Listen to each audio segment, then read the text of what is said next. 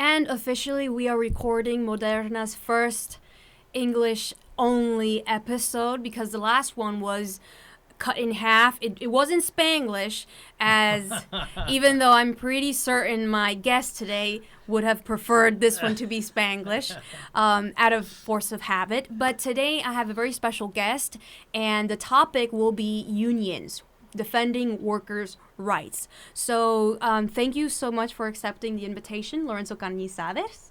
It's a pleasure for being here with you.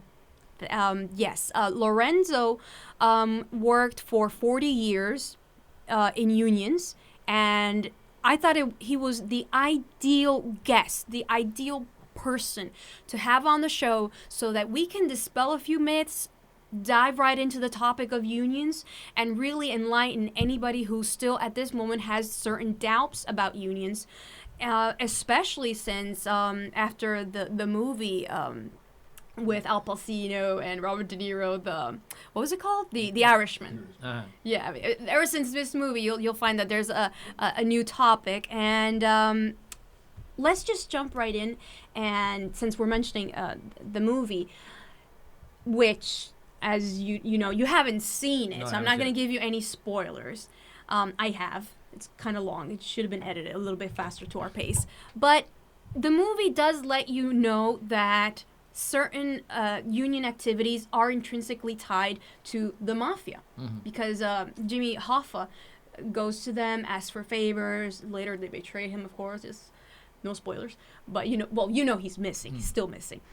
Can you tell our audience what kind of relationships do unions traditionally have with the mafia? I know this is like the worst question to start it off, and we don't want to prejudice our audience, but I think it's the juiciest one right now. Okay. The mafia was involved in certain business that a few unions might have been involved with. Construction workers. But the one that got more prominent was the Teamsters. The Teamsters became the most prominent people to union to establish some sort of a connection with the mafia. Now, I remember a segment of another movie. I don't recall the name of the movie. Related to Hoffa? Related to Hoffa, where the guy who plays Jimmy Hoffa answers to the questions from a guy playing Bobby Kennedy.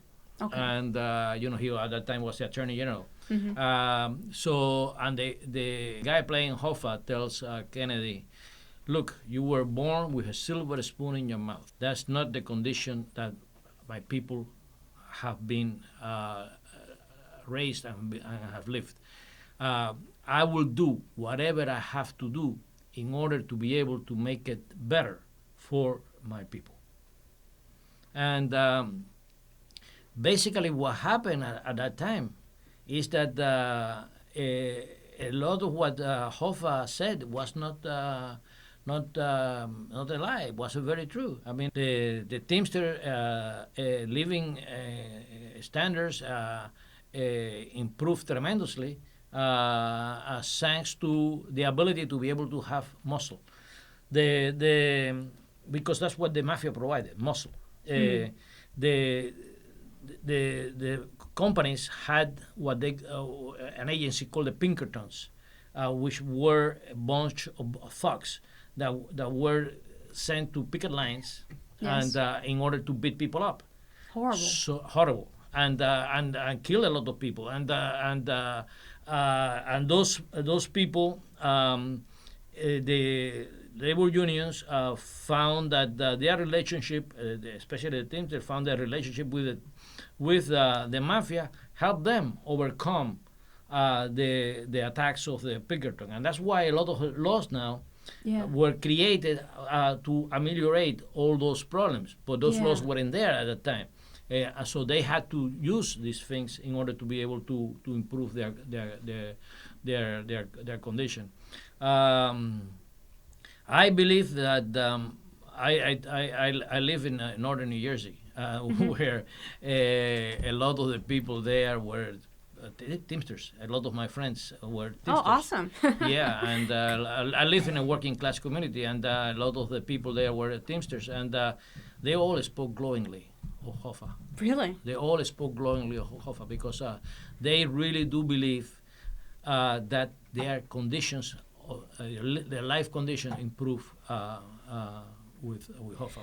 Then he may have disappeared, but he certainly left behind a legacy. He did, as a matter, his son, I think, is the president of the Teamsters Union, and Look at that. yeah, Okay. yeah. And what would you say is the decade in America where unions had their peak, their highest glory? The highest glory in terms of fighting and winning, Yeah. I would say, was the 1930s. From of course, I wasn't there, but But you know, yeah, yeah. But what I know is that during that time, FDR, the New Deal, FDR New Deal, could have not come about in the way it did to impact the American. The New Deal created the largest, most powerful middle class that the world had seen at that time. Certainly. Yes, and that was created. Part of that was the support that the labor unions gave the New Deal, gave FDR, and that was the time when there was a fighting spirit among the was real right after the Depression, right? Yes. So the people, there was no BS that could be said to the people. People understood the condition, and this is why. And today, we are starting to see similar developments. I mean, we're seeing militancy. We are seeing a degree of people trying to. Yeah, you could say there's a certain renewal Exactly. of the riots, the demands, the worker organization. Collective bargaining no longer feels like something taken out of the ruins, but that it's actually growing, Right. and it seems to be having new appeal. And you So know what? what is yeah. the relation with that? The rise in union work and workers organizing to demand better working conditions, better salaries, contracts, health benefits. What relation is there between that surge, like the GM workers, Right. and let's say Amber Alert? What? Is it an Amber Alert? Yeah. And you know, that last video I recorded, the person who called was actually you. yeah. There's a video that was actually you. Yeah. Yes. We're interconnected. But what relation is there between this surge in workers demanding better working conditions and the current economic inequality situation that we have in America? Can we tie those? Oh, absolutely. I mean, that is exactly the same reaction to what happened in the 30s. I mean, the human condition is that if you squeeze me too much, I'm gonna explode. Yeah. And so the We're gonna come with our pitchforks, the mob. Exactly, and that is exactly what is happening right now. What is interesting in today's world is that there is a much larger female presence in the leadership of the labor struggle. What consequences does that have? Well, it's the because of the certain professions that are mainly occupied by women, like the nurses. To me, one of the most progressive fighting unions in the country is the National Nurses Union, that is led by a Hispanic, by the way. It's a Mercy Cantillo. And then you have the Teachers Union, which also... Are teachers mainly female? Teachers are mainly female, yeah, mainly female. And those two unions, not only is the question of the female, is that, and I don't know if it has something to do because of the high propensity of females in these jobs, but they are the two most respected professions. They are. Most people. Yeah. It's across the aisle, most people will agree that teachers do need better salary raises, better working conditions. We can agree that because they have such an important job in our society. And nurses forget about it. People course. realize that Yes. the nurses are basically Happy nurses makes living patients. That's right. That's right. That's right. That's right. That's right. That's right.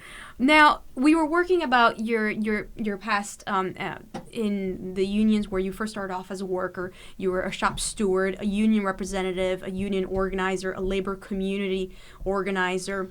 But we talked about how most people don't know what a shop steward is. And could you explain to us what is that role precisely? In today's world, especially, a lot of people don't know what a shop steward is. Why they don't know? Because there are no unions, and except the people that have a connection with the unions, that the terminology is foreign to them. Shop steward is you have any particular work site, you have different departments, and then usually in each department you will have a shop steward, because that's the person that is a specialist on the department.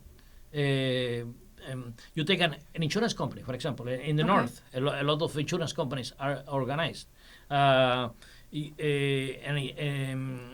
You have the auditing department, you have the whatever billings, kind of the different departments, right?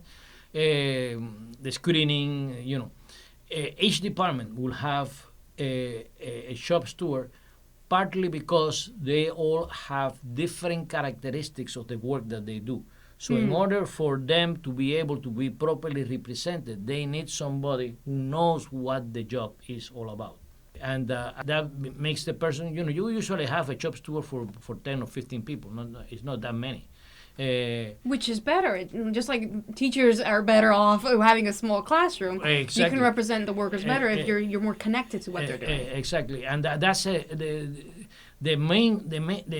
I will say that in my experience working in unions is that the shop steward was probably the most important job of them all, because that was the person that was more directly connected to the worker, and that could influence what the how the people went in a particular situation. Yeah, and it's important that you mentioned the connection with the worker, because as we were discussing off camera, Lorenzo believes that one of the reasons why unions fell a couple of decades ago, around what decade would you say that is when they fell into decline? I think the decline began in the late 50s, early 60s. Okay. Began. Yeah, and so Lorenzo says that one of the reasons why they started falling behind and losing popularity, losing members, was because some of that connection, direct connection to the worker, was lost. Right.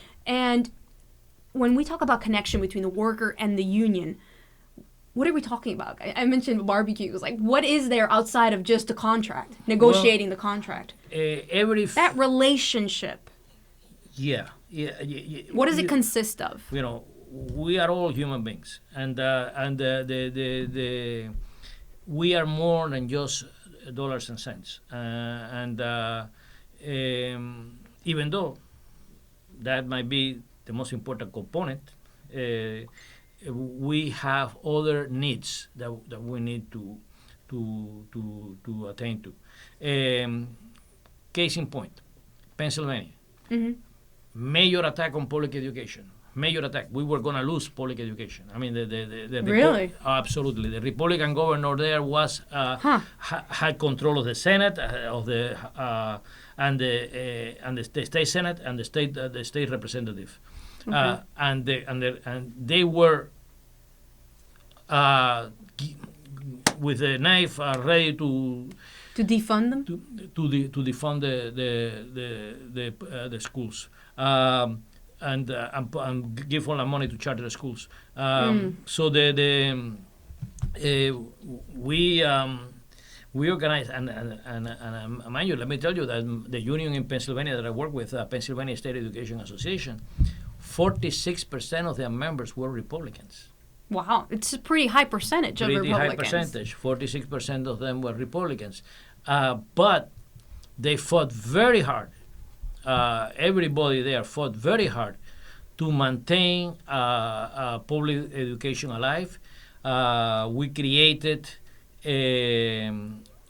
what it was called the Partners for Public Education, that I had an integral part on the beginning stages of the development of that campaign. And thanks to that, I will say that today Tom Wolf is the governor of Pennsylvania. He's a Democrat. He's a very decent guy. And the head of the Department of Labor in Pennsylvania is Jerry Oleksiak, who was the president of Pennsylvania State Education Association. A wonderful guy.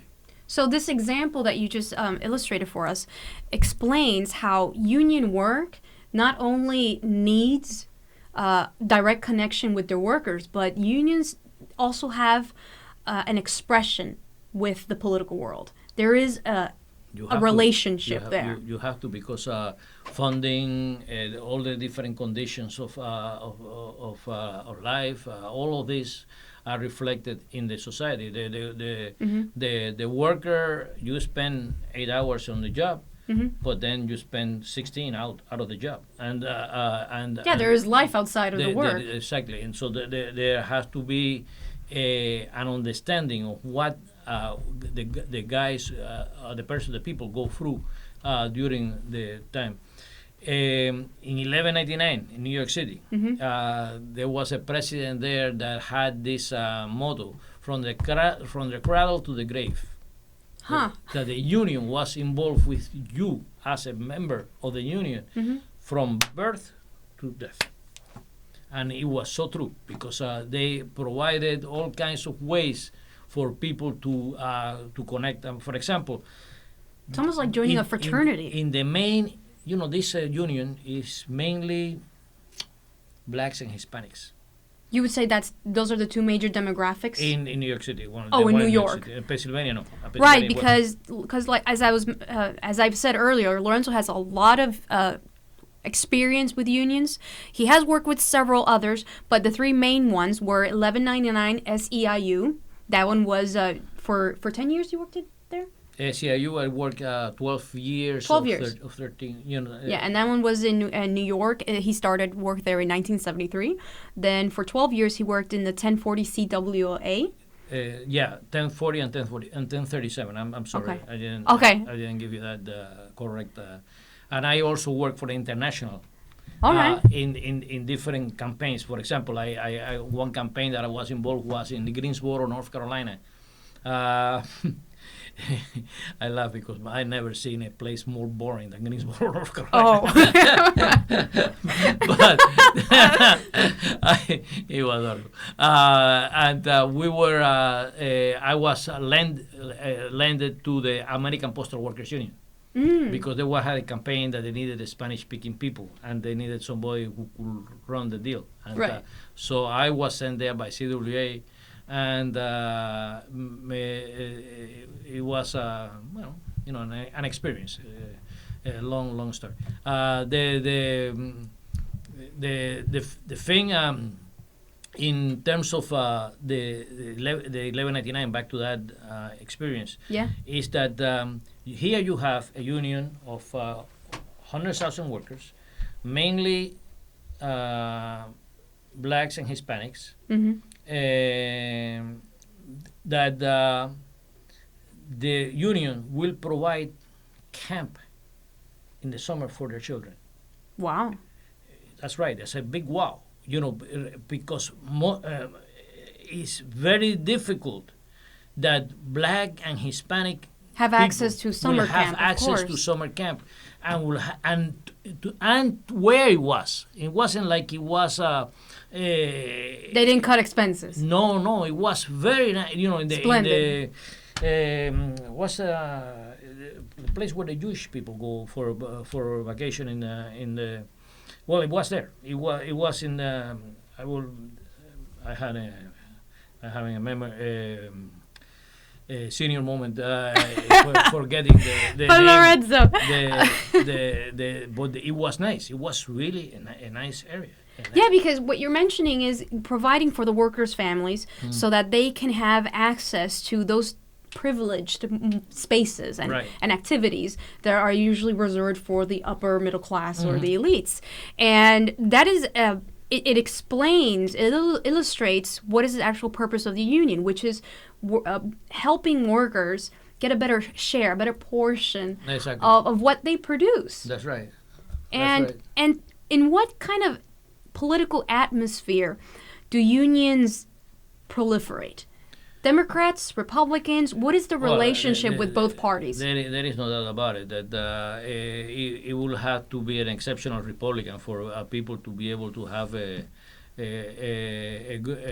good relationship. I'm saying exceptional, considering what the Republicans of today are, because Yeah. the Republicans of today are not. But my father was a Republican.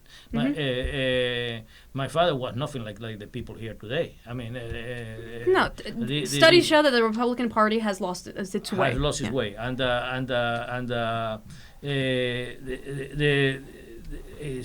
without a doubt, the Democrats are a much better fit for working people, For union workers. for union Okay. workers. The issues that they stand for, So Democratic legislation favors unions. yeah, because they are the ones that most of the time are fighting for better wages. Even in Which is unfortunate because nowadays you find that the Republican Party is trying to kind of like harvest this sort of discontent that some workers in America have because a lot of jobs were lost to China. We were discussing also on how that was a... It's been said that unions can't really control that, but that obviously the companies went offshore to find countries that didn't have strong unions.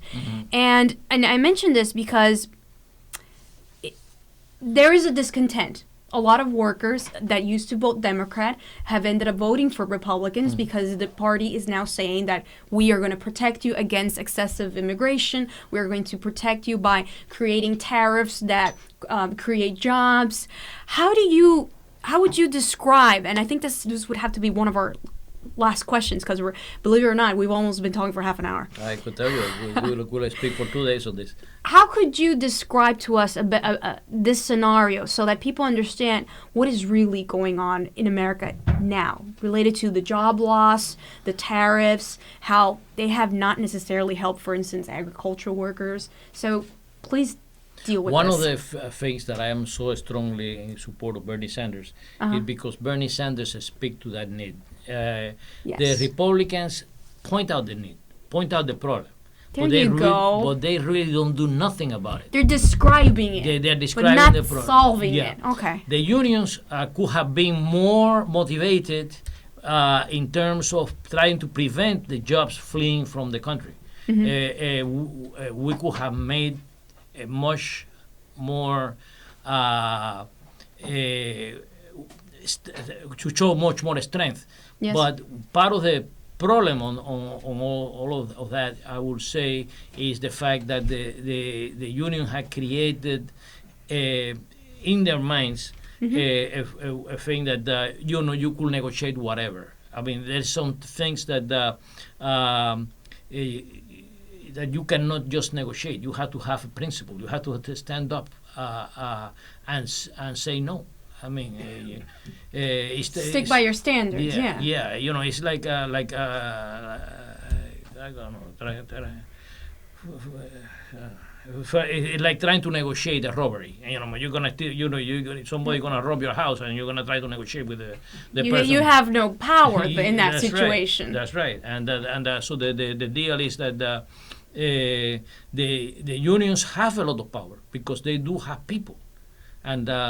So you really think that stronger union work could have preserved a lot more jobs? I think if we had realized what was happening, remember it wasn't done in overnight. Overnight, it was done in 20 years.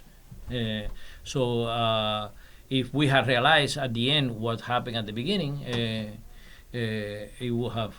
Do you think any of this is reversible? Can we strengthen the working class in America? I do believe that we need to. I mean, some people It's not say whether or not we can, but we have to. I we like have that. to, because I like that conviction. basically the thing is, one of the main problems that we have manufacturing. I mean, all the a lot of the major things that we have to deal with in America are done somewhere else.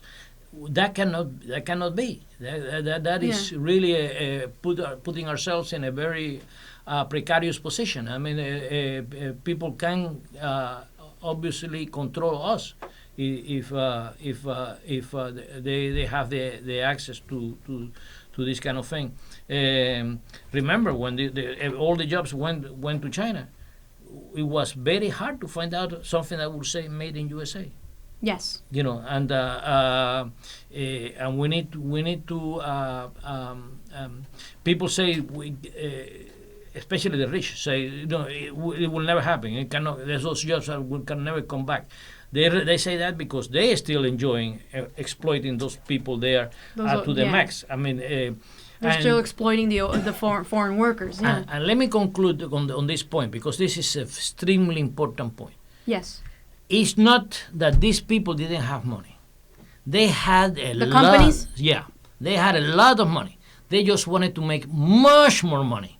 And in order to make that much more money, they took the jobs from the American workers that they paid a decent salary, they paid some benefits. They took it to China, where they paid a meager amount of salary, no medical benefits, nothing. In order to maximize profits, to the Yeah. So what you're describing really makes it clear to me that unions can only do so much. There is a moment in which the political class needs to step in and do their fair share of the work. It's not just left up to the unions. Politicians need to respond to the workers' needs so that we can see more of those tags, those labels, those stickers that say proudly "Made in USA."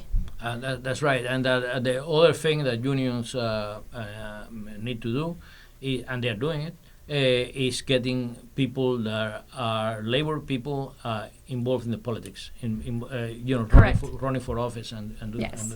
One of the things that are more important to take into consideration is that labor unions work better when, especially in today's America, when the diversity that exists in the workforce is respected, that people are treated as equals, and that everybody has an opportunity to be able to shine according to their merits, and if that's respected, labor unions will do very well, because people then realize that they are giving their time. You remember a lot of what unions do outside of the workforce of the work time is volunteer work. I mean, nobody gets paid for it. I work countless hours for free, and but I will do that. And those are the three unions that I basically mentioned, is because of the fact that those unions, I saw the results? Not only the results, but the well-meaning, the well-intent. You identified with the cause. Yes, it was a cause. Yeah. That is the right way to put it. It was, in some of them, the work that I will do, because I was in staff, I will be paid for it. Sure. But when I wasn't paid for it, it was basically because I understood that it was a cause. Okay. That I'm involving myself in this because it benefits the we. It benefits like Bernie now says. And not just, of course, the workers, but the children, the wives of the workers, right. the senior citizens, right. the whole community. Right. Exactly. And that was as a matter of fact, there is a movie about the mine workers that when you mentioned the wives, where you could see, I think his name, I don't know if it's Grapes of Wrath. I don't know. These things are so many years ago, but that it is a tremendous statement to the support support work that were given by the families of the workers. These are mine workers. I mean, these are people that you know. So there's a hierarchy. It's so obvious. Yeah. You have the worker, and if that worker is strong and empowered, healthy, tied to his job, he doesn't feel disconnected. He's fulfilled because he finds that job gives him dignity. It gives him a salary. He's got a good pension. So if that worker is satisfied, then he has a big functioning family, and happy families, functional families, make community strong. And if you don't have a strong community, you can't have a healthy and strong America. Absolutely. One thing brings the other. Yeah, it's like a domino effect. Extremely well put. That is exactly the reality of what it should be. And at one time, I would say it was that way. At one time, I will. There's something tragic about that statement. You say, once it was like that. Yeah. One of the tragic things that I encounter in today's world is the opioid epidemic. Oh, that's just heartbreaking. It is heartbreaking. And these are young people mainly dying because they have no understanding of what the world around them is all about. They have lost hope. And I blame the income inequality for that occurrence, and the pharmaceutical greed, because these pharmaceutical companies knew very well what kind of opioids they were prescribing generously. That's right. And in order to you're right. In order to make money, they will encourage people to take OxyContin and to take all these things. Because people need money, but they also need to have a sense of worth. Right. And you were describing a young person today not only needs to have clothes on his back, a roof over their head, they also need to have a chance to feel like society needs them. Right. Because we need to not just eat something every 3 hours. We also have spiritual needs. And that is one of the things that our culture is currently lacking. We don't offer people a chance to feel that they are worth, because we are all ants in the face of such powerful entities such as these multinationals.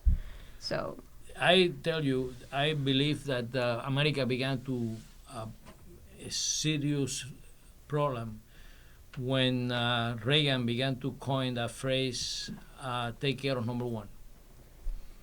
Why? Because take care of number one meant you don't give a shit about anybody else. that is exactly. And we're not going to bleep that. No, don't bleep it, please. No. It really loses strength. It loses strength. And that's what it meant. It meant that you don't care about anybody else, and you only should look for yourself. And that's. Begin the value erosion that exists in a society where we have that now. Yes, people should be taking care of each other, and not so much looking at what is the mercantile value of things. The mercantile value, or looking how to downgrade the other person. I mean, that's we can't prey on each other. Exactly. Yes. Exactly. We're not cannibals. Right. We can't have a cannibal society. Right. So, to finish this web exclusive, because we already ran out of 30 minutes of Moderna, could you describe to me what kind of America you loved in that ideal 1960s? How you've mentioned that it feels now in retrospect like a country that was lost. It does feel, and I'm telling you, I'm sorry for the younger people that were never able to appreciate that kind of. And it's funny because I am much more economically well off Yeah. that I was then. I was poor. I mean, we just came from Cuba, but there was a sense of camaraderie. You're saying that America was more united back then? I would say that was the case. There you go. I would say that was the case, and even though when I came in here which was at the end of the first major Cuban wave, and we had Cubans out here began to get problem because at the beginning we were the darlings. But when there's many people began to not appreciate Not appreciate that immigration. yeah, the immigration that much, and but in general, it was great. It was fantastic, and the hope that was there. I mean, here you have somebody who came from another country. In 2 years, I finished high school, and I was able to get to go to college, and I was able to get a scholarship to get to college. And it wasn't just. And did you pay off those student loans? There was almost nothing to pay. Yeah. There was You could almost study nothing for a small amount. for a small amount, and when and I don't know if in today's America I could have gotten the scholarship that I got at that time, but the reality is I wasn't in the top 1% of the class or nothing like that. You know, I just had. But achieving the American dream was within reach of normal, average people. Exactly. Very well put. That's exactly what it was. Like today, a lot of people that support Trump, they support him because they see him as providing access to unbridled grid, that they could do whatever. And there will be the possibility of becoming very wealthy if they do that. Because there's a national nostalgia for that time. For the time of that's why the message of "Make America Great Again." Right. There is a reactionary element to that, and it's telling you that it was better before. And there is a certain truth to that. America was better before, and I'm not too sure we're achieving that right now. Oh no! I don't. It's not clear to me that we're on the path to attaining that greatness. We are definitely in the wrong track, and but it is possible. But it's possible, absolutely, and that's why I support Bernie Sanders so strongly, because I do believe that he understands what needs to be done in order to be able to prevent the train wreck. Yeah. Because that's where we're going to go. And what characterizes Bernie Sanders is that he is an unabashed pro-worker man. He definitely defends at all costs the workers of America. He has the concept. The concept is we, not me. Exactly. You know, and that's the concept. That's the moving away from the selfishness of seeking your own benefit exclusively, rather than instead focusing on what are the needs of the whole community. Because we, as humans, we can't live by ourselves in one lone mountain. We're not hermits. Right. We live in a society. Right. And we are all interconnected and affected. Right. So if rich people pollute the planet, they will be smelling the smog as well. They can't run off to another planet. So Lorenzo, we're just gonna have to cut this short because apparently two Cubans talking. We're just gonna spend the whole night. We're gonna go up to midnight here. I told you that this could be a 2-hour affair. Exactly. So, bye y'all. Bye. Yeah. Okay. Well, pleasure being here. Yeah. I think it was great. I mean, I learned. I'm pretty sure the audience will learn more. And again, it's thought provocative, and not just thoughts. I think it stirs the conscience. I think it makes you wonder, reflect. What are we doing? Where are we headed? Deeper things, not just here are the facts. Because people could go to Wikipedia for this. Right. It's to create a conscience. Right. And I like the product placement of Bernie. Well put. Yeah. You heard it from Lorenzo, an expert on unions, on the working class, says that what needs to be done and is being done is getting people that are connected to labor into politics. So we don't need politicians pretending to care about labor. Exactly, Yeah, yeah. exactly. Very well put. Workers taking to Washington, D.C. by force. That's right. Through boats, of course. Right. So thank you so much for our audience for listening to this, and we hope you learned something with this conversation. It's been a pleasure. Thank you so much, Lorenzo. Thanks for having me.